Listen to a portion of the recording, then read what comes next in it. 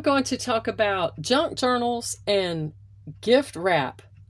So something I like to do junk journaling on the cheap. And I go to Dollar Tree and I literally use what other people would think of as trash. But I am not fancy, and I don't know how to do all these gorgeous junk journals that you see. Mine's more or less for writing journals, but I did want to show you this little trick that I do. I buy rolls of wrapping paper. I found this one at Dollar Tree today. In fact, this was something else that was supposed to be on my Dollar Tree haul video that I did, and I forgot about it. Anyway, look at all this. What I do is I take one of these little cutters like this, and I kind of roughly measure out the size of a standard copy paper, 8.5 by 11, roughly, just something big enough. I know I'm not going to make a book much bigger than this. So let's see. I mean, you get a bunch out of it, and then you get these random little scraps here that you could do pockets or whatever with. But you get a bunch for $1.25. You can't go wrong with it.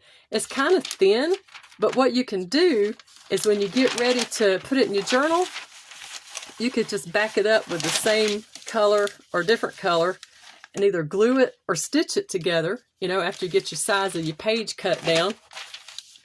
Let me show you this treasure.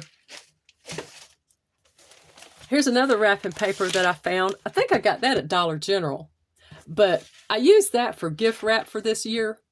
But I did have some left over, and that's exactly what I did was I stitched it together, and it just turned out just beautiful. So there's that.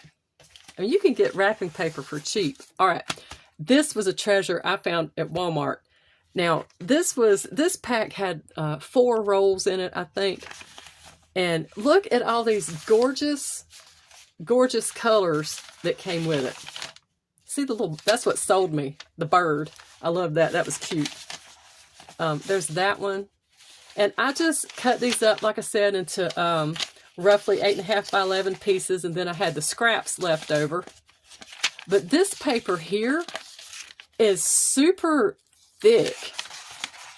Well, thicker than regular wrap paper, and it's not that waxy, shiny paper. This is matte with no shine or anything to it.